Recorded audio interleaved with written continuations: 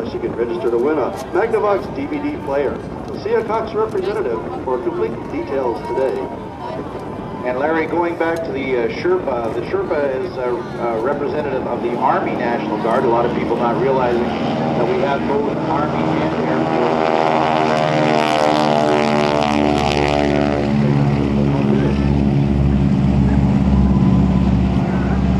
That's Michael Mancuso at the controls of the Beechcraft Model 18. Twin engineer. Reese Dill is a consulting industrial engineer from Western Massachusetts. Keeps his T-6 up at Hampton Field in Bedford, Massachusetts, where he also maintains an office. Been flying there for many, many years, having started flying gliders up at Sugarbush Airport in Warren, Vermont.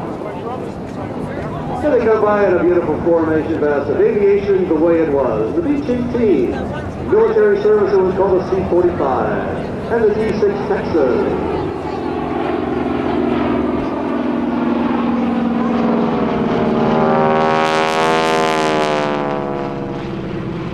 Now you hear that rumbling sound of those radial engines as they come by, but you also may have heard a rapping sound as they came by. Coming by in trail formation at this point. Before you saw them in echelon formation or fingertip formation.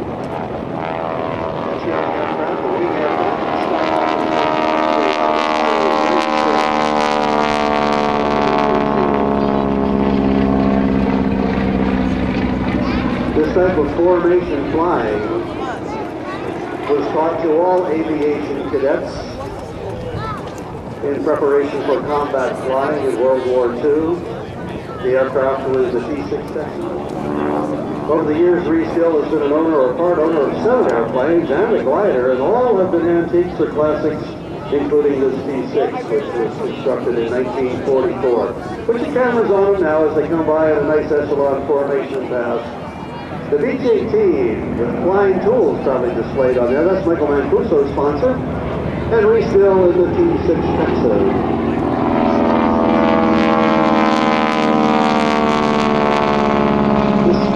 Actually a North American AT-6F. It's representative of the type of aircraft constructed by North American before, during, and for a short period after World War I. Their heart for this beautiful airplane, especially those who may have ground looped the T-6. Their feeling for the airplane probably a little bit different.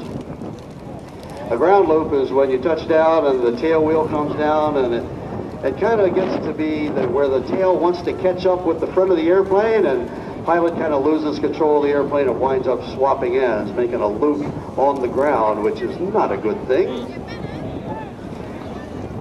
And the T-6, even though it's a fairly easy airplane to fly, was, like any tail dragger, was able to do that. This one also a tail wheel airplane, H-18 or C-45. So Michael's got that aircraft back on the ground, and we're going to see Reese Dill rolling in through the demonstration zone to show you some of the maneuvers that were taught to fighter pilots in training before they earned their wings. And there's Reese Dill. Piano, if you would start the music, please.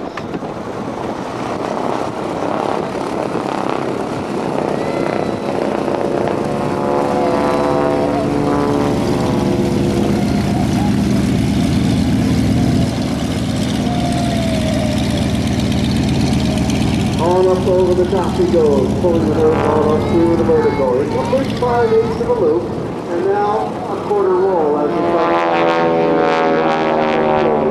He's got the landing gear extended. That kind of puts an extra amount of drag on the airplane, so he needs even more power to keep that aircraft performing over the Beech-18. Here comes Reese diving in high and from the left.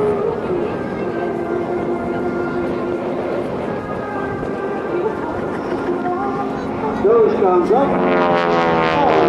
top he goes, even with the landing gear extended,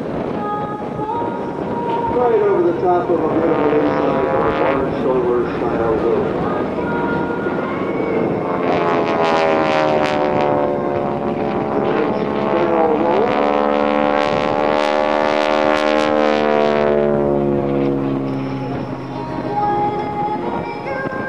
Texan in the sky, the T-6 Texan.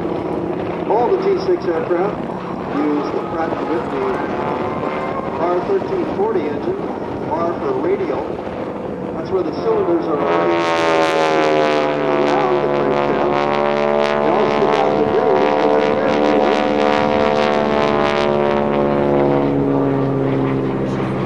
Think of that design like the numbers on a clock around the hands of the clock, or kernels of corn around a corn cob. That's the way the cylinders are arranged. They're not cooled with water like your automobile engine is. They stick out in the breeze and the air cools them. Yeah, Reese Dill, using 1/2 of a figure 8 line on the side.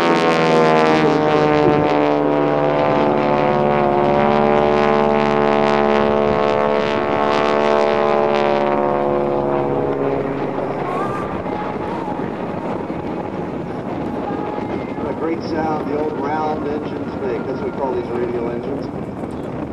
Sounds like a room full of Harley Davidson. Aviation is supposed to sound, some folks would say. But the R of that R1340 is for the radial design. The 1340 for you motorheads here. Displacement of that engine, 1,340 cubic inches. That's a big engine. Nice aileron roll by Reese Dill.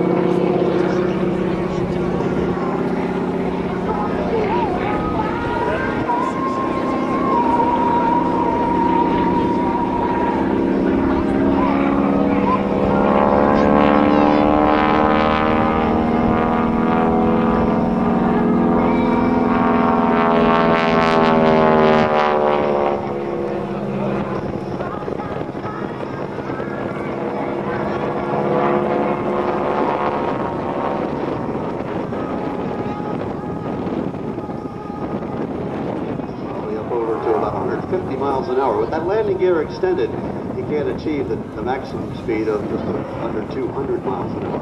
Let's watch and see what he does. The energy that he has as he approaches so simple.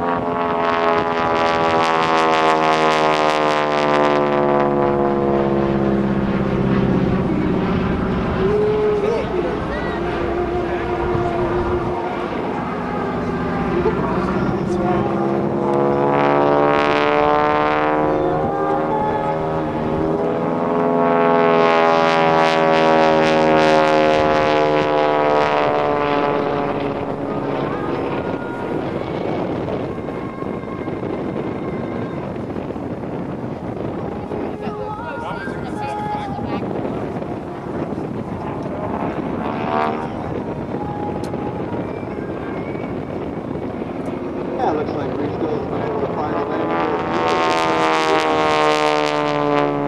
Now he's going to be able to get a little more speed out of the airplane. A little bit more maneuverability. One of his featured maneuvers is to extend the landing gear when he's performing a loop with the airplane, because he likes to get you to figure out whether he's lowered the gear or raised the gear. But just before touchdown, he's going to have to keep that wing down and then use the rudder to straighten out the fuselage so that the wheels are tracking straight down the runway, kind of cross-controlling the airplane.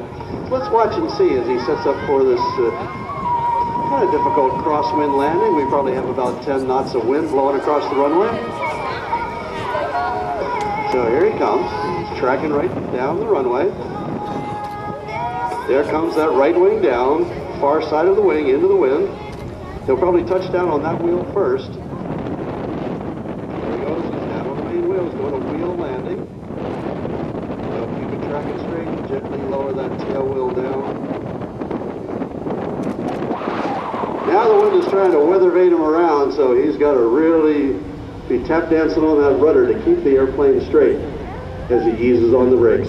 Very nice crosswind landing by Reese Dill in the North American T-6 Texan. He's going to be taxiing clear of the runway. I'll ask you to hold your applause until he taxis down in front of you and back to his parking area.